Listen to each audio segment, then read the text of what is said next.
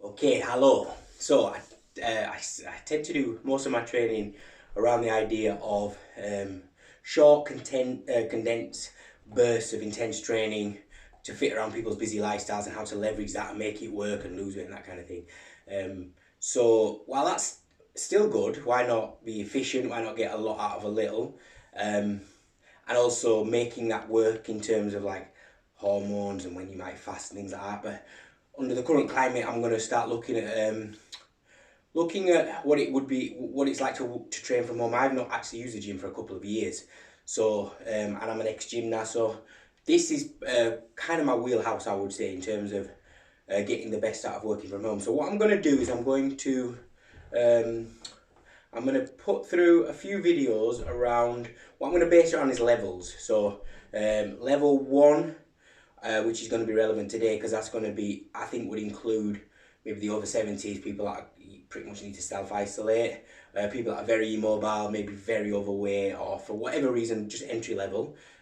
Level two, let's just say beginners, intermediate, and advanced. So 4 levels of training. So I'm going to concentrate on level one today, and then. So one of the things I mentioned about getting from a couple of minutes up to perhaps 20 minutes training in the morning before you eat, and that feeding into your evening activities and stuff. So without the evening activities, yes, you might want to elongate that training in the morning. And it's difficult to say, it depends on intensity, but here's a rule of thumb that I'd want you to think about, and it's the rule of consistency. So the idea is, I've used this analogy a lot. If somebody kills themselves on the Sunday, can't train again till the Thursday, versus somebody who does just a smaller percentage on the Sunday, Monday, Tuesday, Wednesday, Thursday, even just based on volume, by that Thursday they'll have done more training. But actually, there's so much more than that. It's the consistency that's required generally in training. So the golden rule is train to the extent that you can train the next day.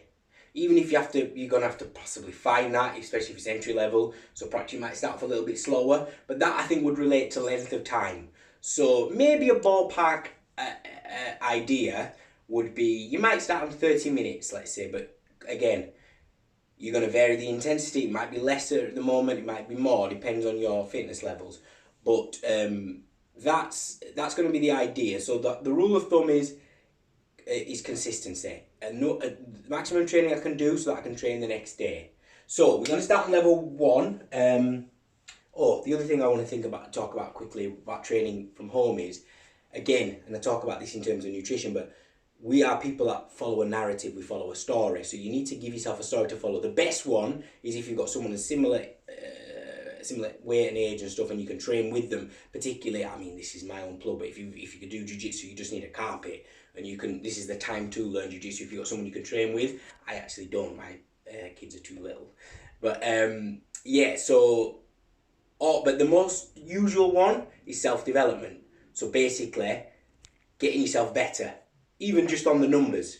Okay, and that's also, this is why if we then get to like advanced level, you don't need a gym.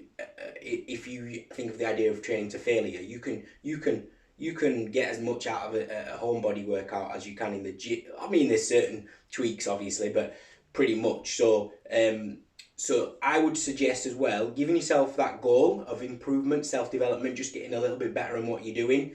That's also going to link to form and stuff. And just in terms of form, the key phrase I always think about is the body will display the affectations that you put on it. So if you train with long, good form, the musculoskeletal structure will demonstrate long, good form. So form is just on the aesthetics, but it's just good for the body makeup. So, okay, a couple of things I want to tell to people who are entry level. Again, over 70s, very overweight, just entry level training. Annoyingly, I don't have a bottle. Bottles of water are good. Bottles of water, even big bottles with a handle on it, excellent. Anything that's a resistance, and a pillow. A pillow is the daddy exercise.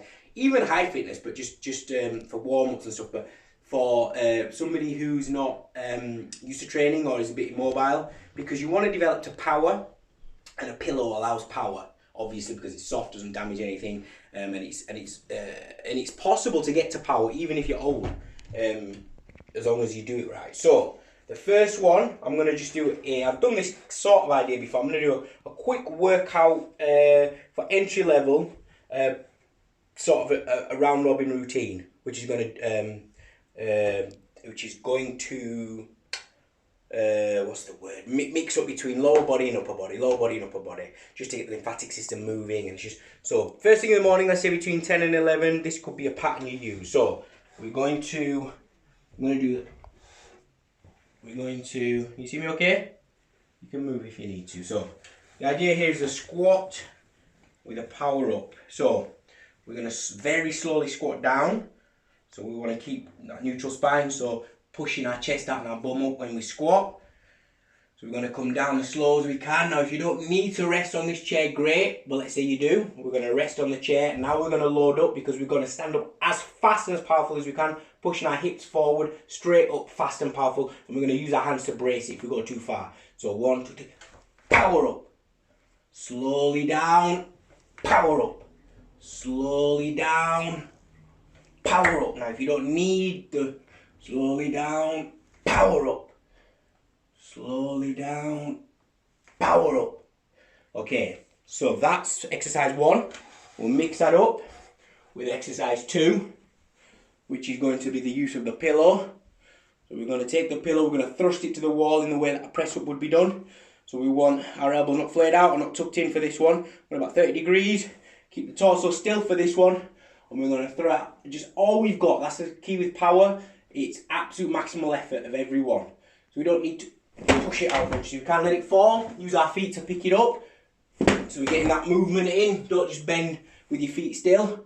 As fast as you can. Absolute maximum power. Okay. So we do sit down, chest, sit down. Now we're going to go the other way. This one's going to be our shoulders. So for this exercise, again, we're going to try and keep our torso still, just so we can work on the shoulders. We're going to keep our hands underneath it. We're going to scream through our shoulders, try and bust the pillow through the ceiling. Move your feet to pick it up and down. Bust up and down. As much as you can, one more. Up and down. And then the last one, again, with this exercise, we're going to keep our torso still, because you just want to work the lats. So we're going to grip the pillow, torso still, and we're going to smash it on the floor. Maximum effort, as much as we can. Absolute maximum effort on every one.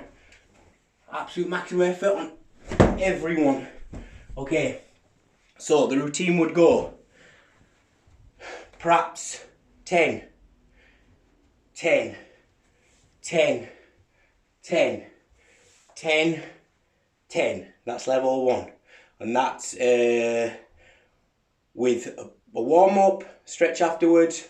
That could be an idea of a round robin routine. Okay, more levels to follow. Thanks, guys.